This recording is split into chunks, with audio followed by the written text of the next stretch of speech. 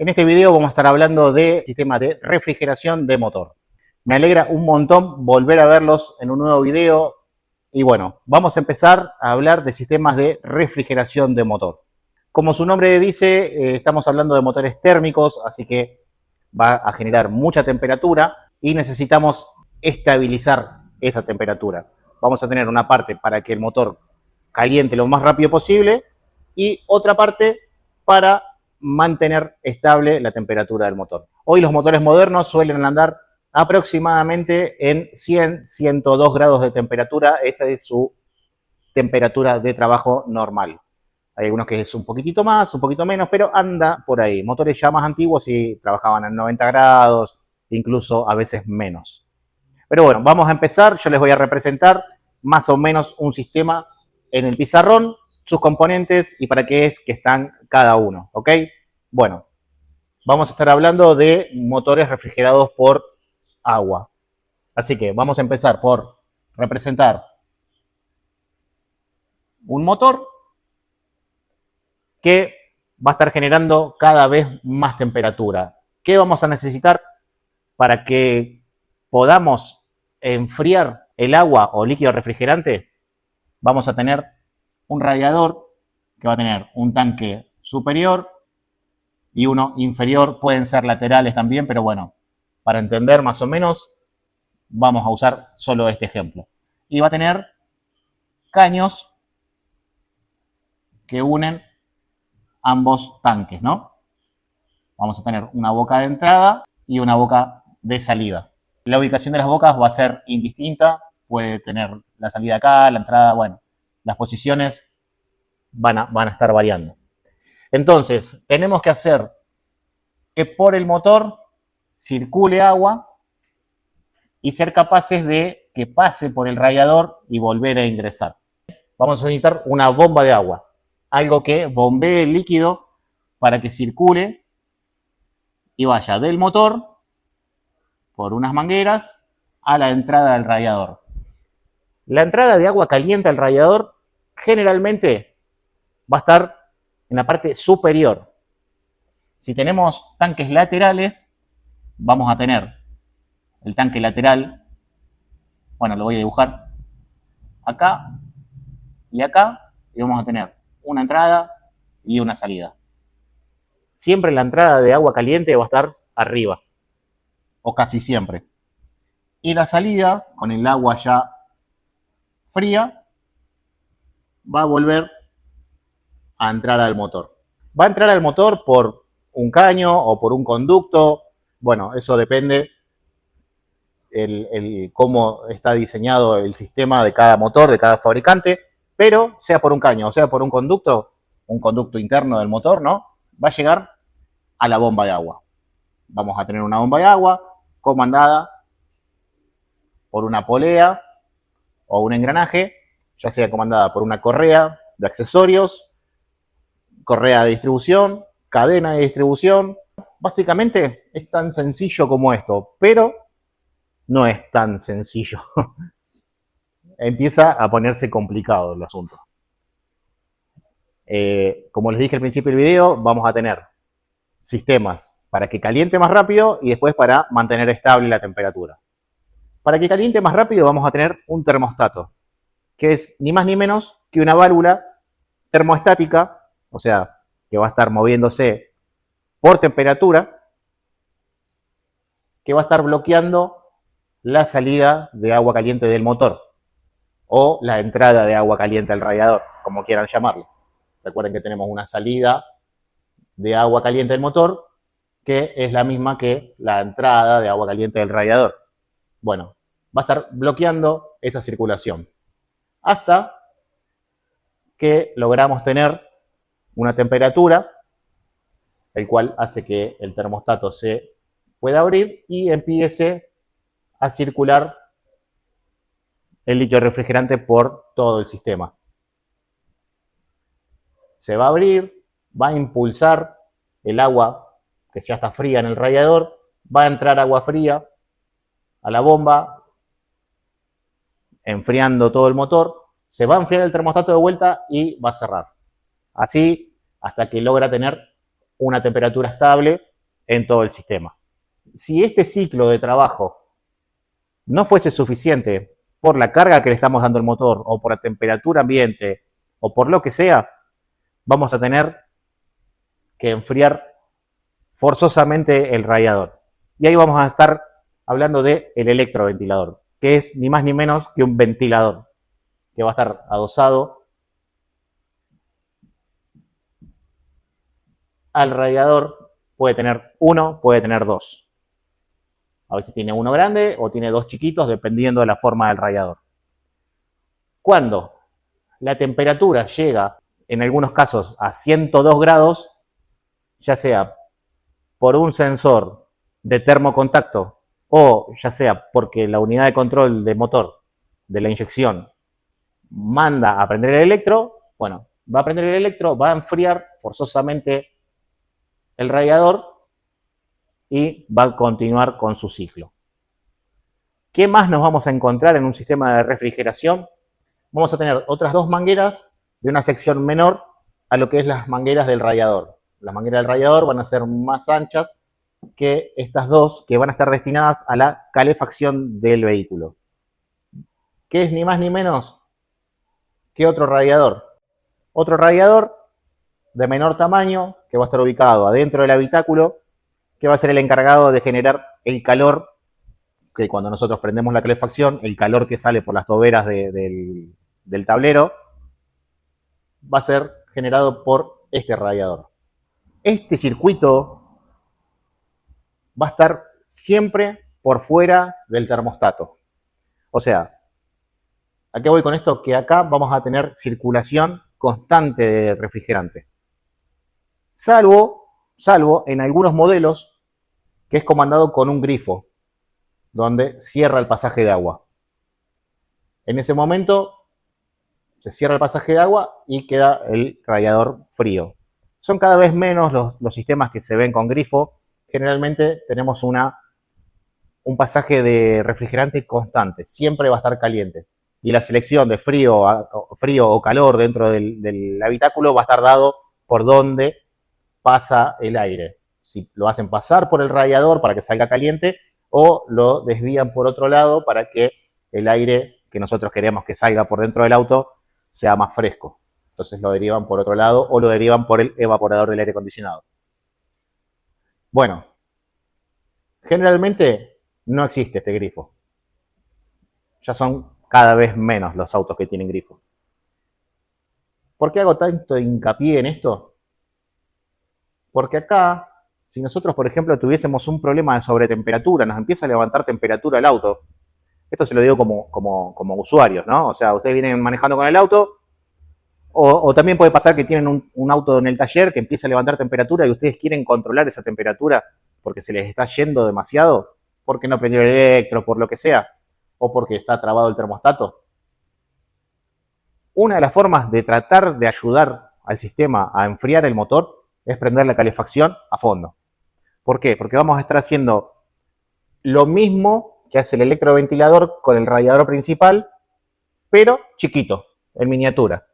¿Sí? No va a ser suficiente, pero nos puede ayudar, si estamos usando el auto, nos puede ayudar a llegar a un lugar, a esperar que el motor se enfríe, o a llegar a un lugar donde podamos tener asistencia, o en el caso del taller nos puede ayudar a enfriar también más rápidamente. Uno de los datos que podemos tomar a la hora de diagnosticar dónde hay un problema es, si por ejemplo, nosotros tenemos la manguera esta, que es la entrada de agua fría al motor, ¿no? Esta manguera está fría y acá sentimos que está caliente y las de la calefacción están calientes, estamos hablando de un problema de termostato. ¿Ok? ¿Por qué? Porque no tenemos circulación al radiador, por ende esta manguera se mantiene fría, pero como la calefacción está por fuera del termostato, va a estar caliente. ¿Sí? Por más que nosotros forcemos el encendido del electro, ya sea con un puente eléctrico, o hay autos que encendiendo el aire acondicionado prende el electroventilador, si el termostato está cerrado, de nada nos va a servir prender el electro. Bueno, estábamos en el diagnóstico. Si tenemos las mangueras de calefacción calientes y todo lo que es radiador frío, vamos a estar descartando en principio la bomba de agua y vamos a estar pensando más en el termostato. ¿Por qué les digo en principio descartaríamos la bomba de agua? Bueno, porque muchas veces las bombas de agua, por corrosión o por mala calidad o por esa mala suerte de la vida, podemos tener problemas en la hélice. Ahí les muestro una cómo es. Estamos viendo una bomba de agua, en este caso es de una Amarok, y bueno, podemos ver la hélice o turbina que tiene, y en muchos casos pasa que si la hélice o turbina es metálica, puede corroerse si no usaron el refrigerante que corresponde. Muchas veces le ponen agua de la canilla y la corrosión hace desastres. Entonces, las aspas se empiezan a corroer y se empiezan a romper o desaparecer. Y a veces quedan poquitas, quedan una o dos, y les es suficiente para impulsar el agua, por ejemplo, por el circuito de calefacción, pero no les alcanza el caudal o flujo que puede provocar para mandar el agua a pasar por el radiador. Sí, pasa por la calefacción porque a veces, según el sistema, es más fácil que pase por la calefacción y no por el radiador, que le queda más alejado y necesita mayor caudal de agua para hacer pasar todo ese circuito. Otro problema que, por ejemplo, podríamos encontrarnos en esta bomba, en esta y en otras bombas que sean de este estilo, muchas veces la corrosión también corroe este cuello, esta parte de aluminio, la corroe generando que la succión de la bomba funcione mal y no sea capaz de mantener el caudal. En este caso es una bomba que es comandada por la correa de distribución, ven que tiene un engranaje. ¿Y qué más les puedo mostrar? Bueno, ahí prendo la luz.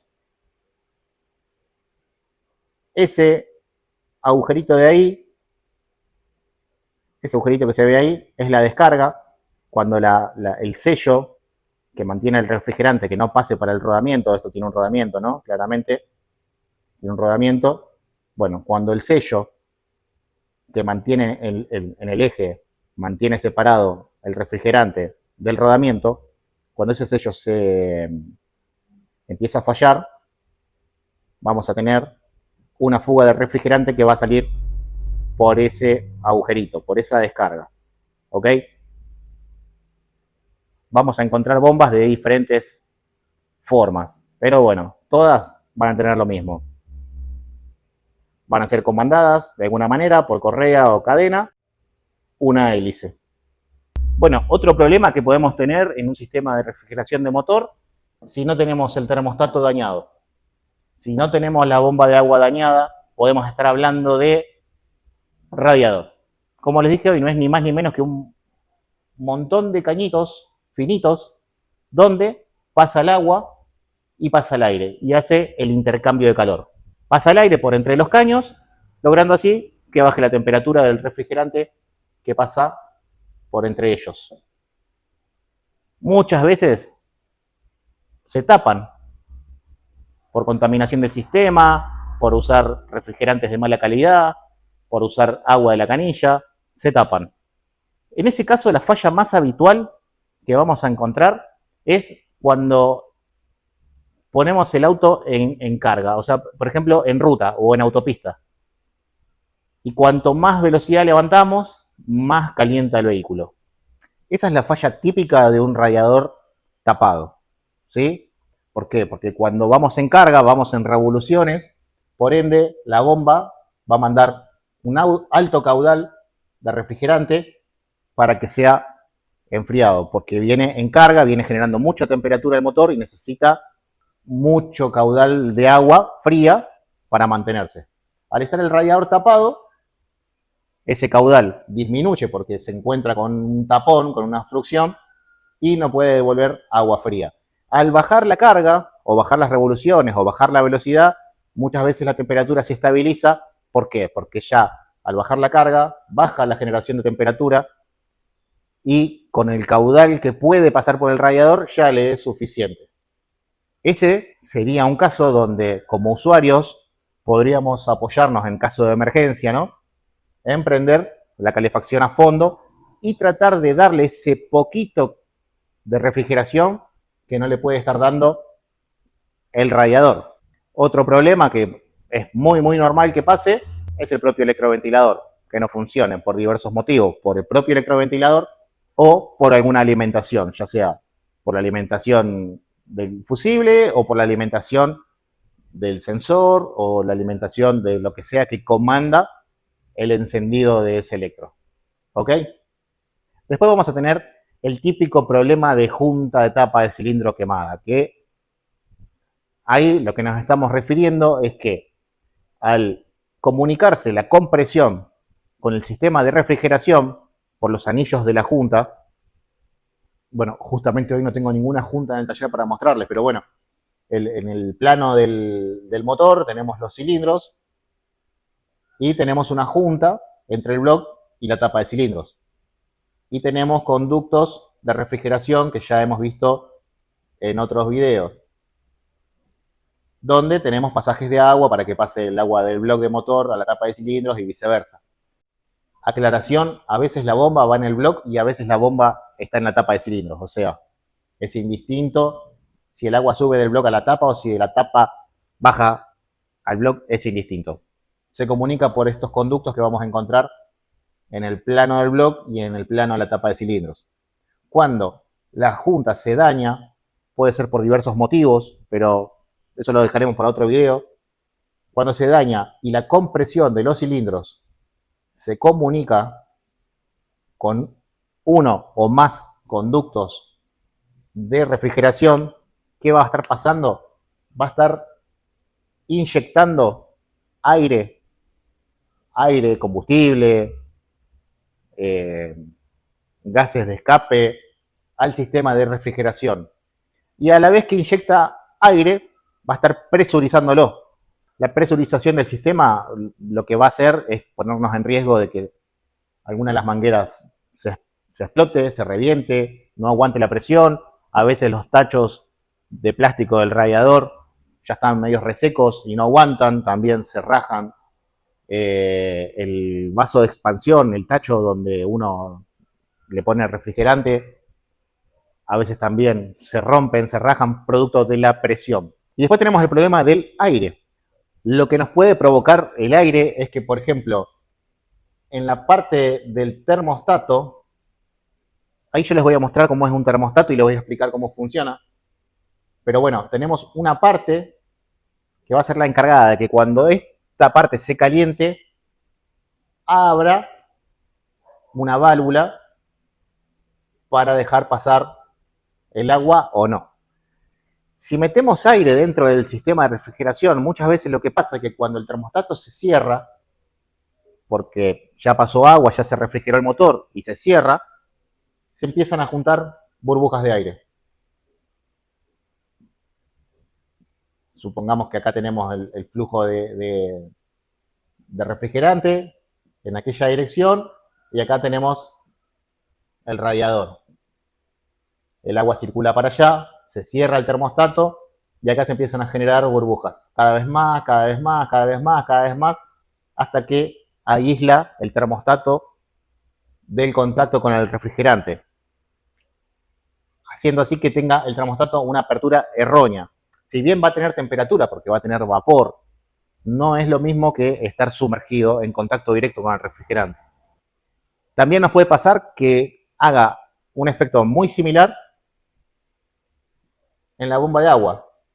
En la hélice de la bomba de agua se empiezan a llenar de burbujas. Burbujas, burbujas, burbujas, burbujas, hasta que la hélice queda completamente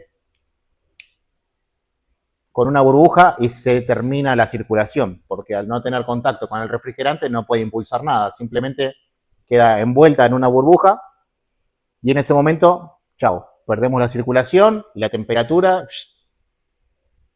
escala de un momento al otro para arriba.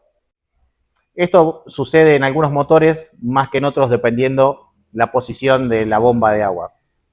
es más propenso que suceda cuando la bomba de agua está en la tapa de cilindro, cuando está en la parte alta del motor, es muy propenso que pase que empiecen a juntarse burbujas ahí.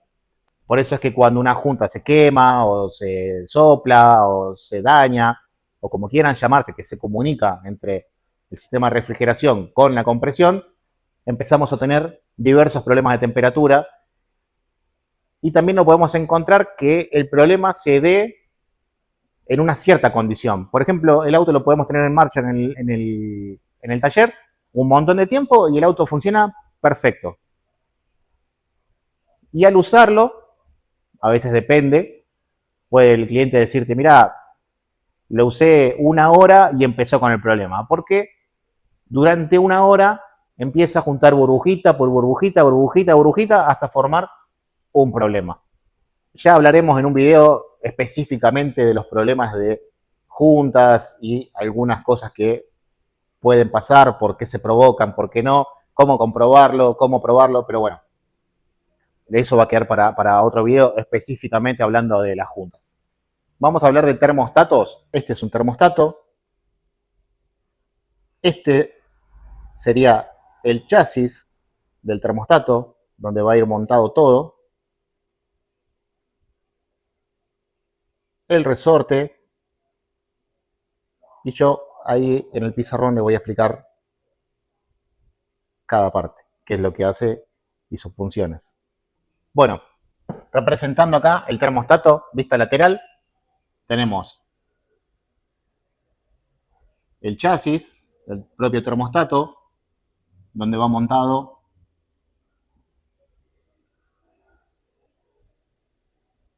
cada componente, ¿no? Bien. Esto va a ser la válvula, el platillo que va a abrir y va a cerrar cuando la temperatura llegue a la temperatura que esté regulado el termostato. ¿Cómo funciona esto? Tenemos una aguja que termina en punta y tenemos esta cápsula que es la que va a estar en contacto con el refrigerante y es la que nos importa que caliente al momento de que tenga que abrir el termostato. Adentro de esta cápsula, sinceramente yo no sé qué material es. Sinceramente tampoco me importa qué material es. Es como una especie de cera. Pero lo que tienen que saber ustedes, para saber cómo funciona, es que ese material que lleva acá adentro se expande. Se expande a la hora de levantar temperatura, se va expandiendo, va dilatando, se va expandiendo cada vez más. Y como no puede salir para ningún lado, lo único que encuentra es que se levante.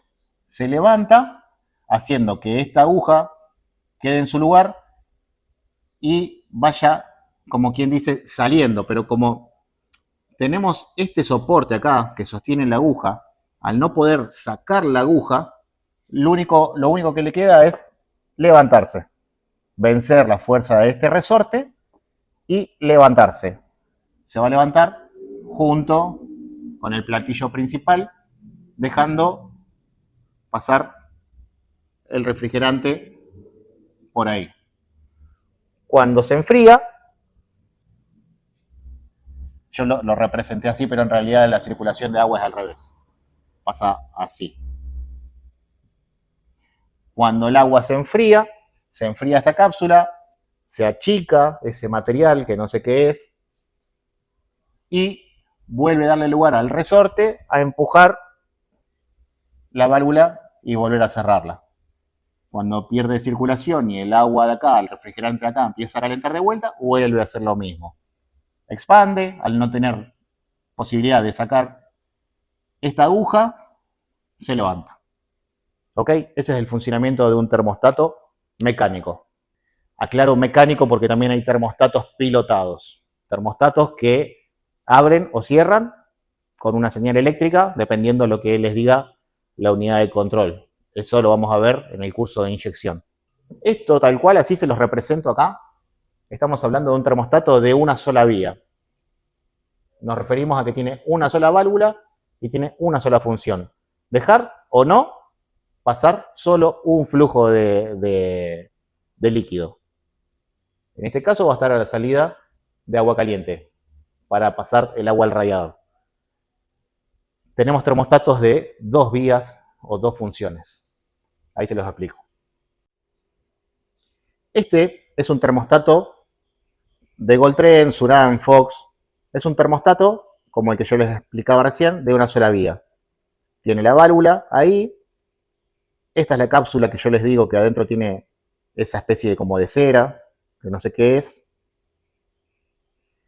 Y, bueno, no se ve, pero adentro tiene la aguja. Ahí se los muestro con el otro. Termostato simple, de una sola vía. Vamos a ver uno de 2 vías. Volvemos al que le mostré primero. Este tiene la válvula que va a abrir. ¿Ven? Vence el resorte y levanta la cápsula. Esa cápsula de bronce es la que tiene el material ese. Y esta es la aguja que yo les muestro ahí donde se apoya la cápsula para levantarse. ¿Ven? Como está frío se levanta todo junto, pero cuando esto calienta, dilata el material y quiere expulsar esa aguja, al no poder expulsarla porque está sujeta con el chasis del termostato, se levanta. ¿Dónde está la segunda vía o la segunda tarea de este tipo de termostatos? La doble función es que fíjense que cuando abre, también mueve este segundo platillo. Entonces tenemos esta válvula de acá, que deja pasar agua ahí. ¿Ven? Yo ahí lo crucé para que puedan ver. Y cuando se enfría se cierra. Pero cuando esta abre, esta la va a empujar. Ahí les explico bien en detalle el funcionamiento de estos termostatos. Los termostatos de doble vía están pensados para que, aunque el termostato esté cerrado, porque no llegamos a una temperatura, el refrigerante tenga un movimiento cerrado por dentro del bloque.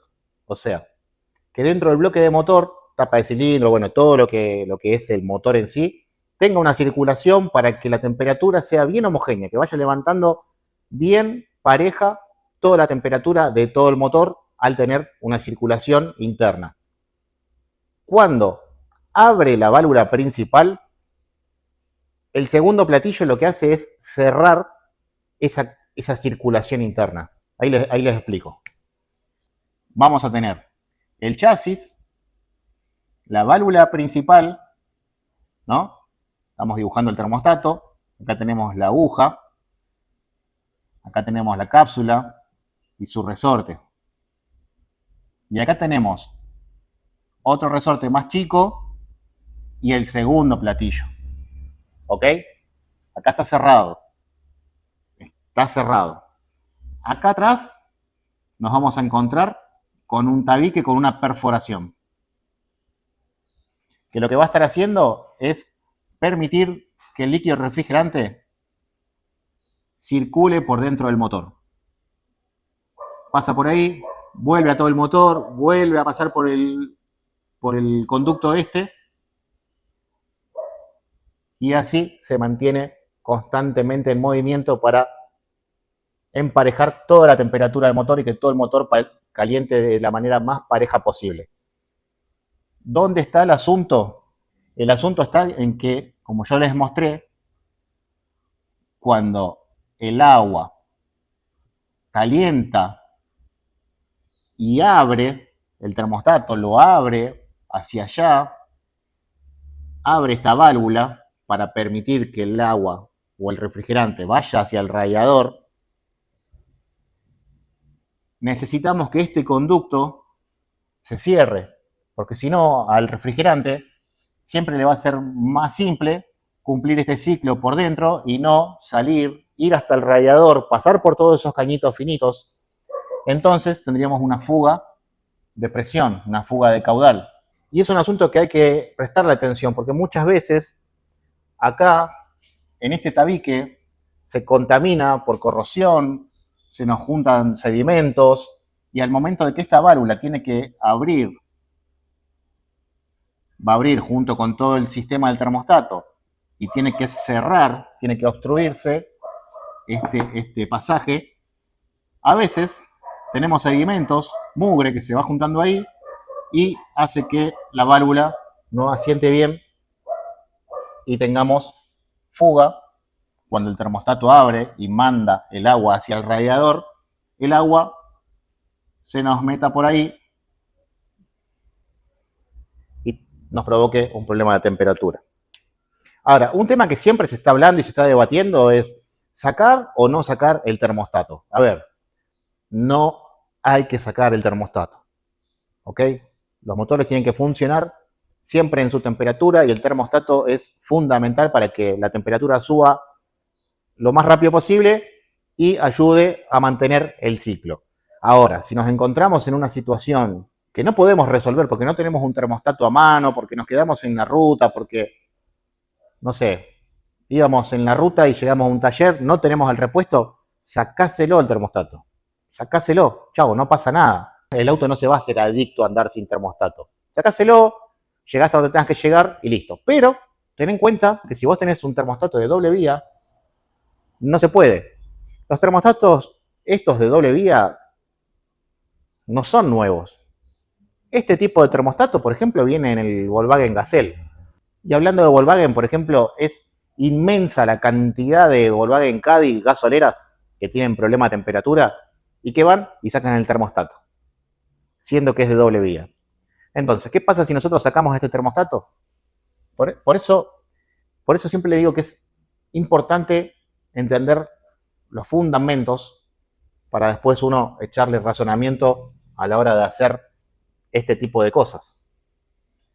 Si nosotros sacamos el termostato, vamos a estar dejando abierto el paso de refrigerante al radiador, lo cual está bien para lo que queremos lograr, pero también estamos dejando abierto el paso este. Y el agua es obvio que va a pasar por este. En parte, un poco, va a pasar por acá, pero va a tener un funcionamiento horrible, porque va a pasar poquita agua al radiador y mucho por acá. Y a veces puede pasar de que el termostato sea el problema de temperatura. Tenemos un problema de temperatura, sobre temperatura, no lo podemos controlar. Y pueden llegar a decir, vamos a probar de sacar el termostato a ver si es el termostato o no. Sacan el termostato y el auto anda peor, o igual, de mal. Y van a seguir desarmando, y algunos sacan la tapa del cilindro buscando a ver si está soplada o no. Y en realidad es que es un termostato de doble vía y no atienden ese asunto. Ojo con eso. Si ustedes lo quieren sacar para probar, o porque, como les dije hoy, en esa condición de que están en la ruta y no tienen repuestos, lo sacan y tapan este conducto con lo que tengan a mano en ese momento, ¿no? Si están en el taller, van a tener más posibilidades de taparlo con distintas cosas, y si están en la ruta, lo van a tapar con lo que tengan a mano. Un pedazo de trapo, un corcho, una tapita gaseosa, lo que sea, pero tienen que tapar este conducto para obligar al agua a pasar por el radiador. El ejemplo más fácil que tengo para mostrarles un sistema de doble vía y sus problemas es un termostato de Rocam. Tiene un termostato de doble vía, tiene una cámara de salida de agua caliente y esta va comunicada a lo que sería el agua fría o retorno a la bomba de agua, ¿no? Bueno, cuando el termostato está cerrado, ahí vamos a tener un conducto. ¿Ven el platillo ahí? Bueno, ese platillo está abierto en este momento. No se llega a apreciar bien en la imagen, pero está abierto. ¿Por qué? Porque el termostato está cerrado y el platillo está en posición de abierto. Cuando el termostato abra, va a empujar la válvula principal y va a empujar ese segundo platillo para cerrar ese paso de agua de ahí, obligando al agua o refrigerante a salir por la manguera del radiador, pasar por el radiador y volver a ingresar por la cámara de retorno a la bomba de agua. ¿Se dan cuenta? Esta es la manguera que vuelve el radiador. ¿A dónde va? A esta cámara. y esta es la manguera que sale al radiador con el agua caliente, que da a esta cámara.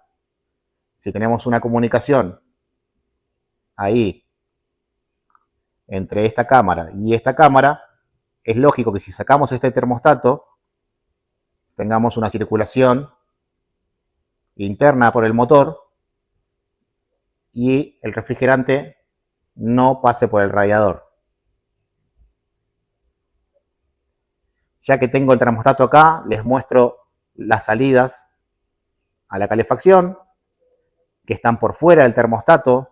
No le importa si el termostato está abierto o está cerrado. El termostato está para la salida del radiador únicamente. Y bueno, y en este caso tenemos un retorno que va a retornar al vaso de expansión, donde vamos a estar repostando el refrigerante. Bueno, y por último, ya para finalizar el tema de refrigeración, tenemos que tener en cuenta que los sistemas de refrigeración son presurizados para evitar la ebullición, ¿sí?